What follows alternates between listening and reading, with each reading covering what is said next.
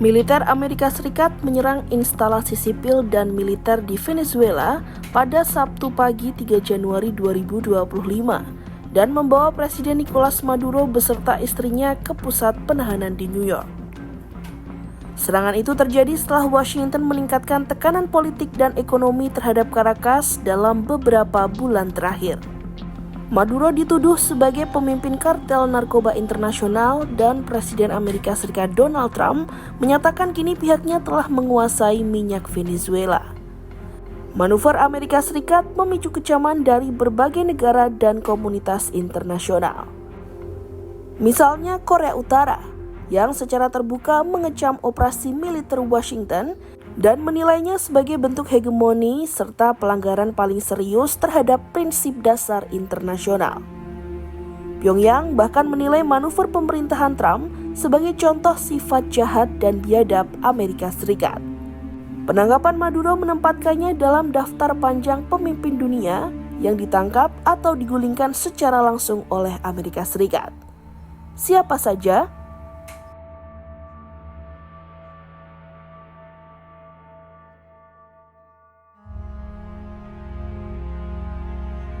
Kasus yang paling sering dibandingkan dengan situasi Maduro di Venezuela adalah Manuel Noriega, pemimpin militer Panama. Amerika Serikat menginvasi Panama pada 1989 dalam operasi militer terbesar sejak Perang Vietnam. Sebelum invasi, Amerika Serikat telah mendakwa Noriega di negara bagian Miami atas tuduhan perdagangan narkoba, sebuah pola yang kembali muncul dalam kasus Maduro. Noriega dituduh melakukan korupsi, membatalkan pemilu tahun 1989, dan mengobarkan sentimen anti-Amerika Serikat. Setelah ditangkap, Noriega diterbangkan ke Amerika Serikat, diadili dan dipenjara hingga 2010, sebelum kemudian diekstradisi ke Prancis dan kembali ke Panama. Noriega meninggal dunia di penjara Panama pada tahun 2017.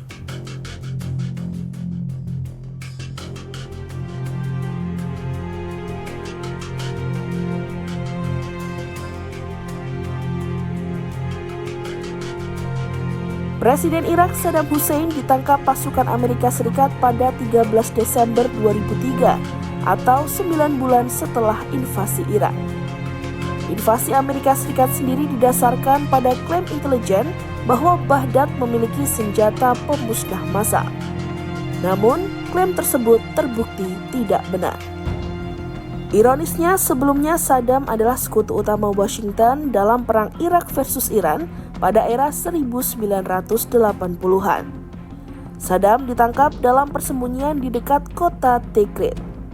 Ia lalu diadili oleh pengadilan Irak dan dieksekusi gantung pada 30 Desember 2006 atas kejahatan terhadap kemanusiaan.